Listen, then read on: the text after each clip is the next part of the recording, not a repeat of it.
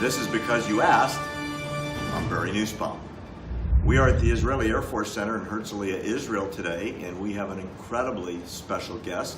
It's my friend, Brigadier General retired Yaron Rosen. He has an incredible resume and some great stories to tell. Ron, thanks for being with us. Thank you, Barry. Thank you for having me. So please start with your resume in the Air Force as the helicopter commander and the close air support commander. Kind of give us a resume of what you did and where you were. Well, being in the Air Force for the last 30 years before I went to other things, I was a pilot all my life. Flew in different squadrons, both assault and attack helicopters, and and utility helicopters, medevac and assault and other things. Flew most type of aircrafts, and my last position I was commander of the joint operations the Air Force carries out with ground forces and Navy.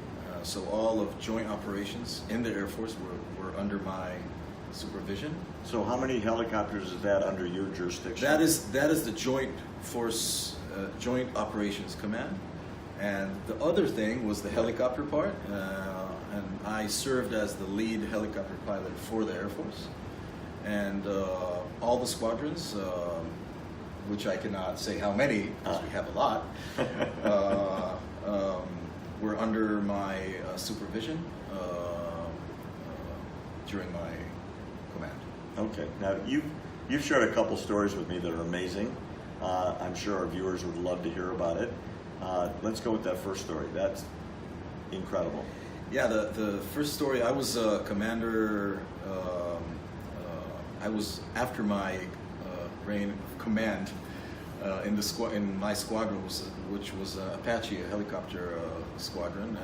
I was already then serving in a different place in the headquarters, but I came to fly, and I noticed a very special mission which was carried out, and I spoke to the pilot, and it was really an amazing one. Apparently, one of the pilots, his brother was in the ground forces. His young brother, quite close to him in age, about 5 years apart, and he was around 23. Very young pilot in his beginning times in the squadron, and they were called during Protective Edge to assist. Now this was in Gaza. In Gaza, in the north part of Gaza, and the ground forces there had a mission to go into Beit Hanun, which is a village right on the edge of the northeast part of Gaza, the Gaza Strip. I was actually there yesterday. So you saw for yourself how close it is. How close it is to everything, to Sderot, and they were protecting Israel, their home. It's amazingly close, and it's amazing to see it with your own eyes, right? Just less than 2 kilometers between to normal living and the other side of the world, the darkest places on earth. And they were fighting for their homes. And apparently they had a very difficult situation there with, sadly, soldiers were killed and wounded, and they had to evacuate, and evacuate, both the dead and the wounded. Let me interrupt you 1 second, General. Israel has a policy, I guess the closest analogy would be the SEALs in the U.S. Nobody gets left behind. That's right. That's correct. No one gets left behind. I mean, something very bad has to happen if something like that happens eventually. But we do everything, and we use all our powers to get back the soldiers, get them back home.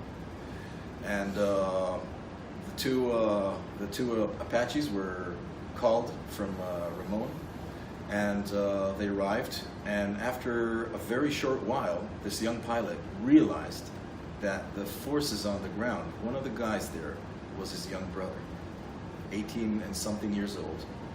He was alive, gladly, not wounded or very lightly wounded. And he spoke to him, and he said sentences there that when I talk about it now, you get goosebumps from that. It was just amazing to see how he calmed him down, and he said, "Don't worry, brother, I'm here for you, and I'm not going anywhere. So he's in the air. He's and in the his air. brother is on the and ground. he's assisting. His brother's on the ground. They're moving back, getting all the wounded out, getting inside medevac helicopters, and they managed to pull back. And his brother was flown to hospital, and he's okay and everything. But you know that those moments in life where just by chance you have two soldiers in one family meet on the battlefield in such a difficult, in every sense you think about it, was just a moment of truth and a moment of you get so much inspiration from a story like that. Literally, the big brother saved the little brother, saved his life That's on the right. battlefield. That's right. One from the air, one on the ground. That's right. That's a great story. What about the Special Forces operation you told me about? Second story is quite personal, and my first half or less, my first third of my flying time was in very large helicopters, the Sikorsky, the CH-53s. And we worked in some place around in the Middle East on a special operations with a special operations unit, and we were carrying out this operation, and we were supposed to evacuate the force at the end of the mission. Right before sunrise, they finished whatever they had to do, and they finished. But bad news: the weather was very bad, and there was this zero visibility. And the call was to let them stay there for a day, try to In hostile territory. In hostile territory, and it was bad news for them because we knew how high the risk is, and so we asked to try and get in and fly. Even though we could not see, and this is a long time ago, I'm talking about more than 20 years ago, and what we had in the aircraft was very, very new at that time. It was actually the first time, I think, in history that there was a sort of digital map inside a helicopter. And because I had that, my orientation, I was very well oriented at where I am. So I decided to fly zero visibility in low altitude.